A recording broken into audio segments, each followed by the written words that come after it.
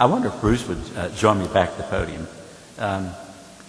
As everyone can see in the corridors today, the American College of Medical Genetics is celebrating its 20th anniversary, and there's signs everywhere, and you can sign cards and do all sorts of things and so forth. There's one other very important event that we're celebrating this year, and it's the 10th anniversary of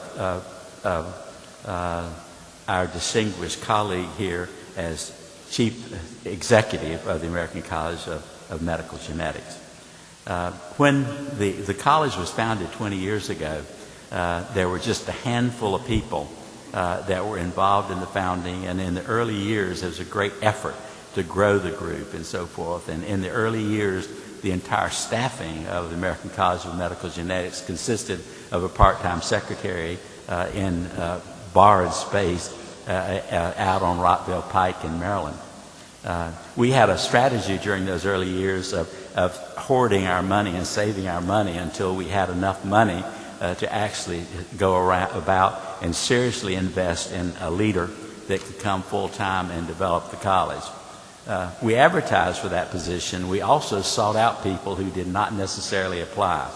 And we were particularly fortunate in getting Mike Watson to leave Washington University and come to Bethesda.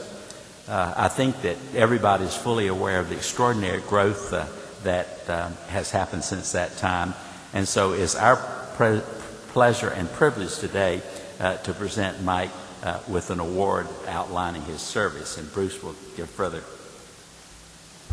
Well, it's been my pleasure to have the opportunity to work side by side with Mike during these 2 years as president, and for that matter, as the 2 years as president-elect. And if there is one person who is most responsible for the explosive, and it really is explosive growth of this college, I believe Mike deserves the credit for that. And in particular, how you solve what is really the kind of challenge of how do you take a relatively small group in a field that is exploding and amplify its voice so that the college becomes the go-to place when it comes to important questions about policy and progress in medical genetics. And Mike really is the go-to person, probably more than he wishes, because I actually did have the opportunity once to see his email box. It was more than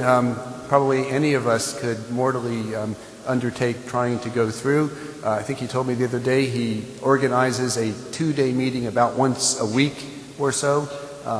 How he has the energy and stamina to maintain that kind of schedule, only he knows, but it has been to the enormous benefit of the college.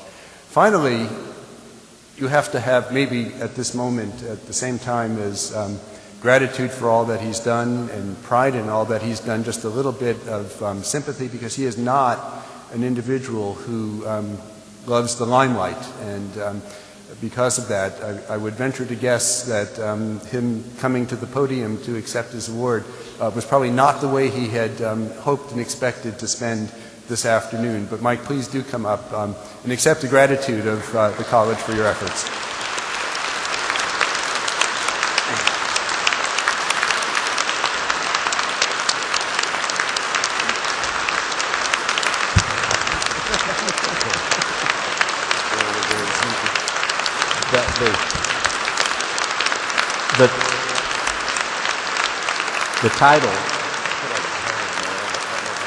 The title of this very handsome award is the President's Award, and it's jointly given by the President of the College and of the Foundation. Congratulations, Mike.